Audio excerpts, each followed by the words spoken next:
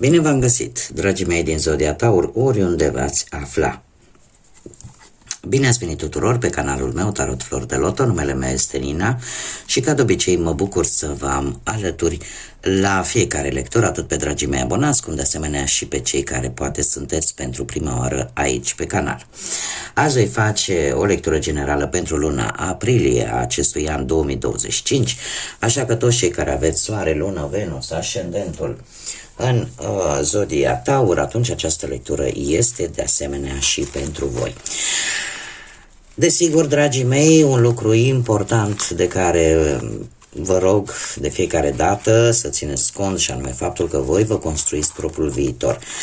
Așa că vă rog să luați decât acele mesaje care rezonează cu voi, iar restul lăsați-le să zboare în univers, pentru că sigur sunt pentru alte energii, pentru alte persoane care într-o mai mică sau mai mare măsură au legătură cu Zodia Taur. Și deja cei care mă urmăriți de ceva vreme știți că vom scoate câte o carte pentru fiecare săptămână a lunii aprilie, în felul acesta să avem așa o imagine de ansamblu asupra întregii luni. Și avem, în prima săptămână avem Pana care ne vorbește de cineva pe care tu-l cunoști, care se pare că nu e atât de sincer pe cât credeați voi. Și lucrul ăsta probabil că o să începeți să vă dați seama încă de la începutul lui aprilie.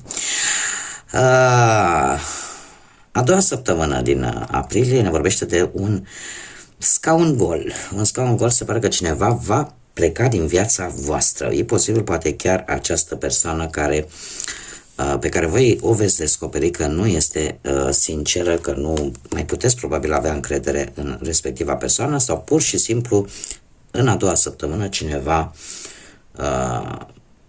părăsește scena vieții voastre. A treia săptămână vine cu scutul. Se pare că ai motive să simți nevoia de a te apăra.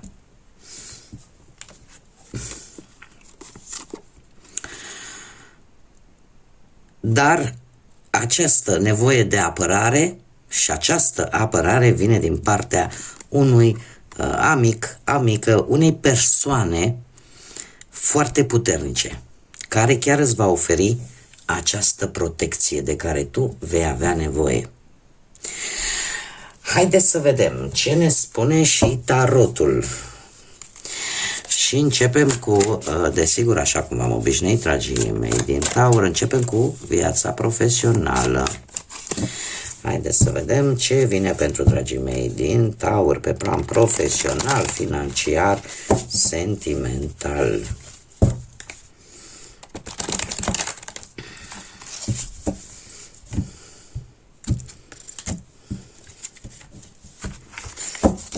Haideți să vedem.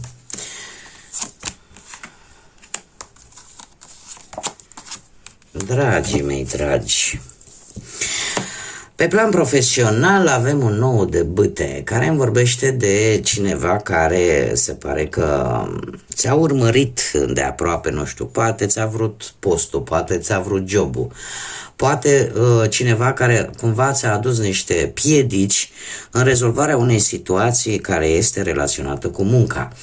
De asemenea, e posibil ca unii dintre voi cu ceva timp în urmă, nu foarte de mult, să fie avut așa o negociere destul de dificilă pentru a obține poate un job, dar cumva voi nu ați vrut să vă lăsați. Și curajul, forța voastră se vede și în acest moment. De ce? Avem forța, nu știu dacă Zodia Leu vă spune ceva, și care e relaționat cu munca. Cert este că în acest moment veți rezolva, sunteți pe punctul de a rezolva o anumită problemă profesională. Dacă nu, o schimbare foarte benefică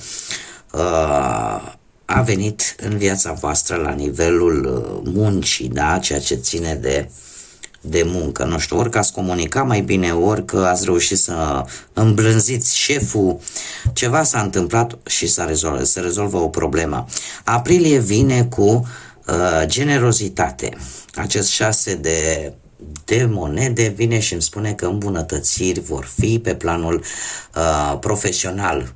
Dar, că există un dar, creșterea va fi numai cu sprijinul altor persoane. Da? Adică cumva și dacă căutați un job și mai bine plătit poate, îl vei găsi, dar îl vei găsi cu ajutorul altor persoane. Eu mereu am spus, Șasele de monede, pentru mine personal este o carte karmică care ne vorbește foarte mult de karmă.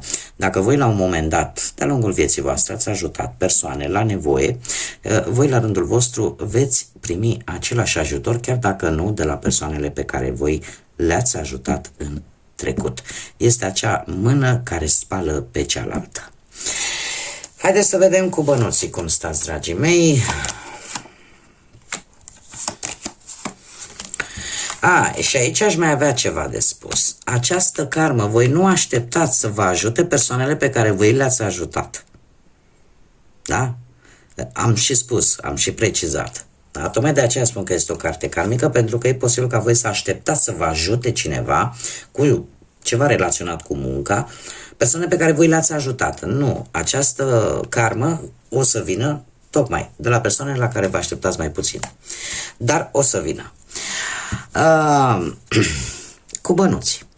Cu bănuții ați renunțat la ceva. Acum ceva timp. Stați că uite, era să uit.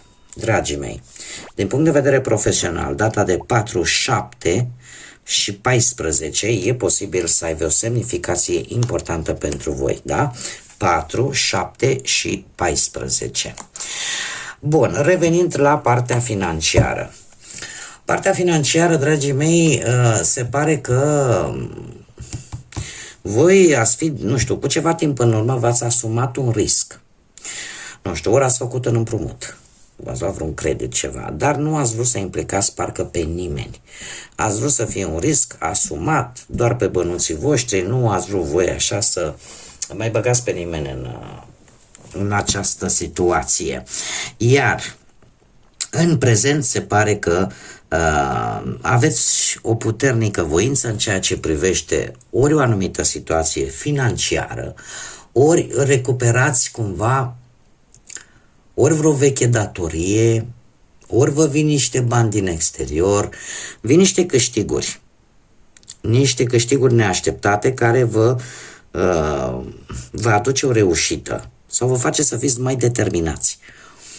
Sunt bani care pot veni în urma, nu știu, care pot veni pentru cei care vă ocupați toate, cu transportul, cu turismul, cu ceva. Pot și de aici, de asemenea, să vă vină niște bănuți. Dar așa, per total, se pare că nu veți duce lipsă de bănuți. Aici, de asemenea, avem, nu știu dacă vă sună de ceva, zodia Rac, zodia Berbec, în ceea ce privește banii. De asemenea, aprilie vine cu o situație care e posibil să-și găsească ecou undeva în toamnă. Ceva, cum să zic eu,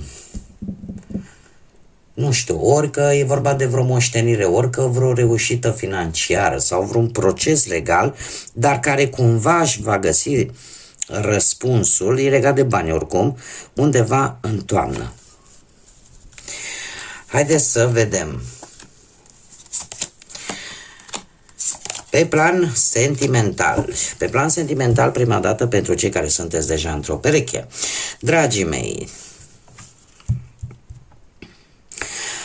ați avut de luat o decizie foarte dificilă în relația voastră, o decizie care v-a cam pus un pic în dilemă. De ce? Pentru că mintea spunea ceva, inima spunea altceva și nu prea v-a picat, ca să zic așa, foarte bine. A trebuit, mulți dintre voi poate chiar ați încercat să vă ascundeți oarecum. Știți, când e, atunci vrei să iei o decizie, tu o iei, da? De fapt, știi că cumva ești neapărat obligat să alegi. Dar știi că poate nu ai încotro. Îndrăgostiții îmi vorbește foarte mult de o decizie importantă. o decizie importantă vis-a-vis de o situație care are de văzut cu relația voastră. Și unde voi e posibil să o fi luat această decizie importantă, să o fi luat-o cu inima. Chiar dacă poate a implicat un compromis foarte important pentru voi. Dar asta pentru că ați fost dispuși la o schimbare în viața voastră. Dar e o carte duplicitară din punctul meu de vedere, îndrăgostiți. E o carte duplicitară, de ce? Pentru că mie îmi dă senzația că, bun, trebuie să iei decizia aia, ai luat-o. Dar e ceva acolo în interior peste care voi, poate exact compromisul ăsta important, pe care voi a trebuit să o faceți. Ați luat-o cu inima, dar ceva acolo rămâne, compromisul ăsta.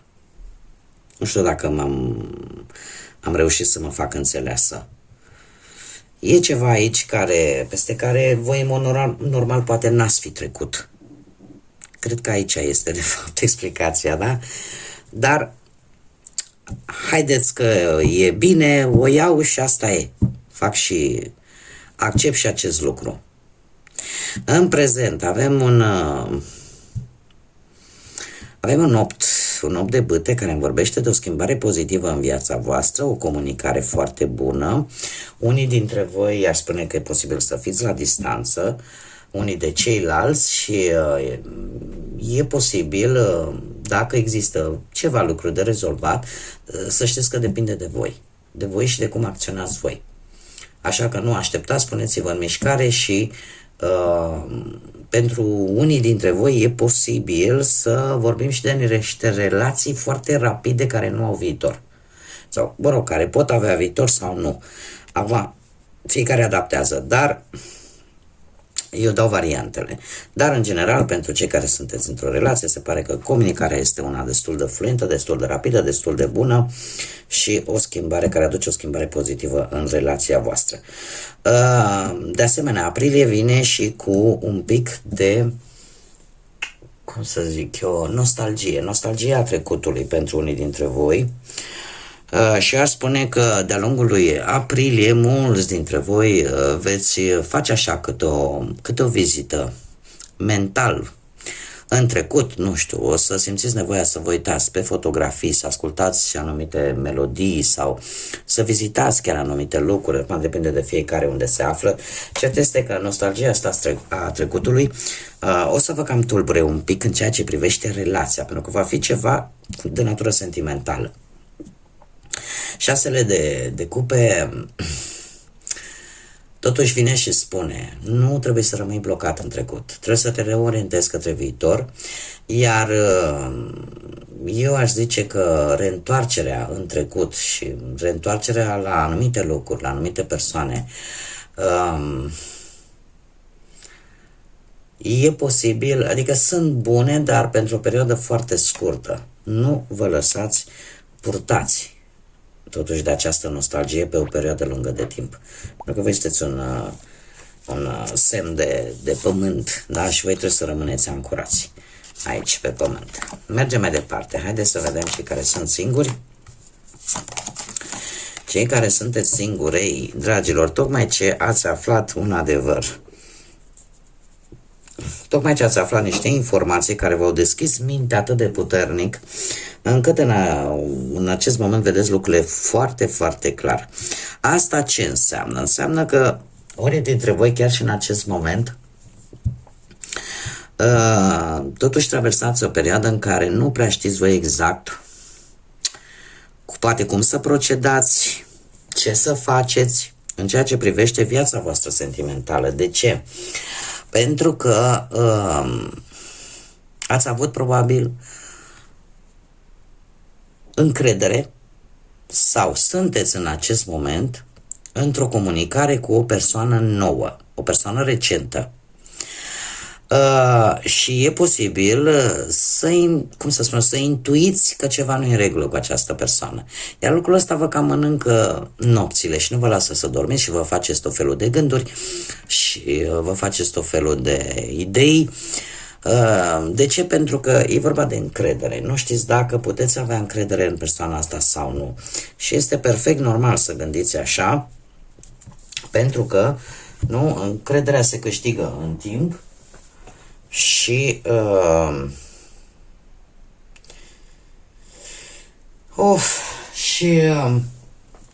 nu vine din fabrică, nu? Și atunci probabil că de aici și nu vă aflați așa pe un teritoriu nou, ca să zic așa. Unii dintre voi e posibil, poate tocmai în urma aflării unui adevăr, da? În care voi ați spus, domne, l-am aflat, deci măcar acum știu ce am de făcut, sunt pregătit pentru o nouă relație, totuși apare poate și un sentiment de vină din partea unora dintre voi, care încă vă frământă. Aprilie, să știți că vine cu lucruri neașteptate pentru voi și mai repede decât v-ați imagina voi. E posibil să aveți de-a face cu alte zodii de pământ, la fel ca și voi, Taur, Fecioară sau Capricorn. Da? E posibil să dați peste cineva care să nu ducă lipsă nici de bănuți, dar este cineva care va deveni foarte important pentru voi și care va reprezenta așa o siguranță și în același timp și o prosperitate materială. Da? Iar dacă poate chiar nici n-ar trebui să depuneți foarte mare efort ca să găsiți această persoană. Dar trebuie să ieșiți din starea asta de vină, poate, sau de griji. Da? Acum e posibil să fie ceva nou și asta să vă sperie un pic. Haideți să vedem, mergem mai departe, să vedem inițiale de nume, prenume, porecle sau pseudonim de persoane cu care voi puteți avea o interacțiune mai importantă sau care chiar să fie foarte importante pentru voi de-a lungul lui aprilie. Deci să vedem.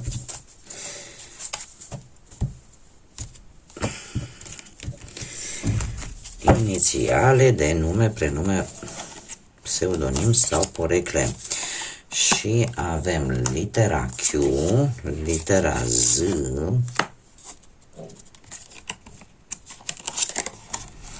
litera J, litera B, litera D, litera K de la kilogram, încă o dată litera D și litera W. Dragii mei, ca și zodii, în afară de cele pe care tocmai vi le-am enunțat de-a lungul lecturii, avem zodii de aer, Gemeni, Balanță, Vărsător, care zice că predomină pentru unii dintre voi, și de asemenea, cum am mai spus, zodii de pământ, Taur, Fecioară, Capricorn. E adevărat, mai puțin, dar nu deloc, zodii de apă, Rac, Pești, Scorpion. Haideți să vedem ce ne spun și zarurile astrologice, dragii mei. Ce mesaj aveți pentru dragii mei din Taur de-a lungul lui aprilie 2025. Avem zodia Rac, avem Soarele și avem Casa 1, dragilor dragi. Personalitatea voastră și cum o să vă arătați voi, cum o să vă perceapă pe voi lumea. E posibil în mod special pentru cei care știți că aveți ascendentul în Rac. Da? Dragilor, voi veți străluci de-a lungul lui aprilie. Deci avem un soare frumos care îmi vorbește de partea voastră cea mai luminată, de potențialul vostru, va străluci. Se pare că ceva important pentru voi și care poate v-a ocupat tot timpul în ultima perioadă sau pur și simplu e motivația voastră de a trăi, va atinge cote maxime, pozitive. Faptul că avem și zodia Rac aici este ceva legat de familie, de relație. Eu aș spune că veți fi mult mai joviali, veți simpatiza mult mai ușor cu ceilalți. E adevărat că e posibil să fiți un pic mai agresiv, mai ales pentru cei care aveți copii, și se va vedea această agresivitate atunci când ceva li se întâmplă la copilaș acolo. Veți arăta, cumva nu veți ascunde, veți arăta această agresivitate, dar în general sunteți destul de vulnerabili în această perioadă și am văzut cu acea nostalgie a trecutului, dar veți străluci. Vă va percepe lumea într-o manieră foarte strălucitoare, foarte luminată. Haideți să vedem ce mesaj are Universul pentru voi, divinitatea, cine vreți voi.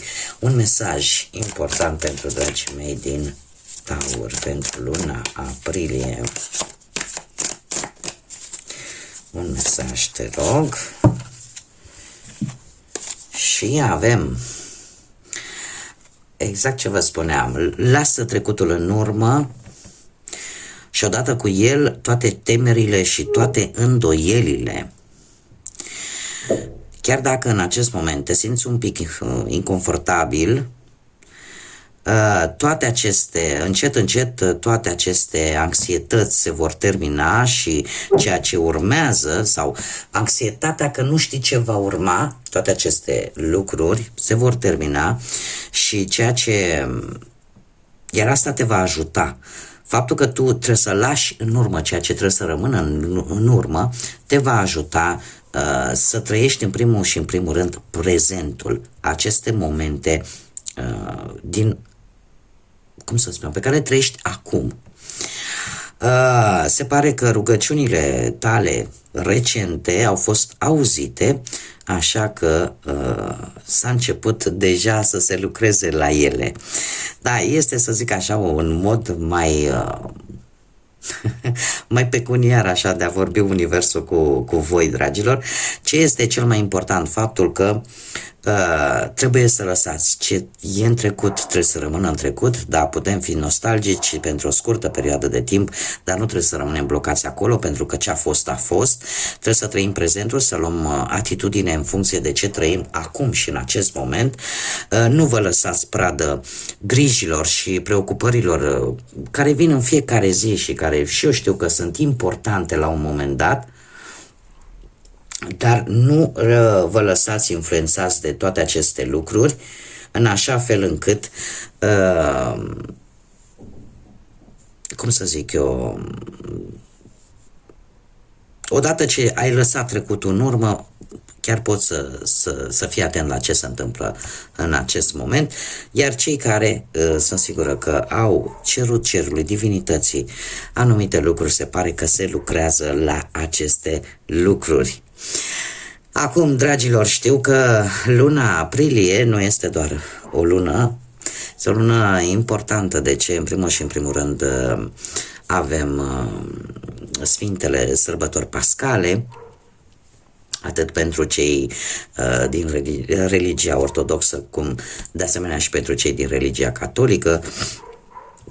Pentru voi, în mod special, trebuie să vă urez să aveți sărbători liniștite, luminate și pline de înțelepciune și, de asemenea, nu pot să nu vă urez să aveți parte de cât mai multe lucruri bune, de cât mai multe lucruri pozitive. Trebuie să vă spun că avem două evenimente, eu aș zice destul de importante, începând cu 7 aprilie, deja Mercur, care ne-a tot creat probleme în ultima vreme, va intra pe cursul său firesc, va ieși din retrogradare și chiar dacă nu chiar pe 7, el pe 7 va începe mișcarea pe orbită, dar undeva pe 10 aprilie zic că influența retrogradării sale nu ne va afecta așa de tare, încet se va dispersa, așa că comunicarea va fi mai bună. Încet, parcă nu se mai strică nimic în casă, poate unii dintre voi chiar ați observat că s-au mai stricat câte un aparat, cam tot ce a fost electronic. E posibil să vă fi creat probleme în ultima perioadă. Dar cel mai important, avem o lună plină, prima lună plină din aprilie, pe 13 aprilie, de care chiar mi-aș dori să profitați, pentru că este luna oului, așa îi spune în emisfera nordică, unde ne aflăm cu toții, toată partea asta a Europei, mare parte, și partea sudică, emisfera sudică, da, America Latină și restul continentelor din emisfera sudică, îi mai spune și luna roz, are o tentă așa, sau mi se pare că luna vânătorului mai spune, dar nu vreau să greșesc. Cert este că este o lună plină care vine cu o perioadă de gestație, de fapt, vine cu această energie în care așteptăm ca munca noastră, ca energia pe care noi am depus-o să dea roade. Așa că e o lună plină de care mulți ar trebui să profităm și să ne punem dorințe, pentru că ele se vor gesta, așa cum bine am văzut, deja universul, divinitatea lucrează la ele. Bun, dragii mei, cam atât am avut de spus. Eu vă mulțumesc pentru prezență, ca de obicei, vă aștept cu mare interes și în continuare. Aștept cu mare interes de asemenea și like-urile și comentariile voastre și distribuirile voastre și tot acest sprijin minunat pe care voi mi-l oferiți și cărora vă mulțumesc din suflet.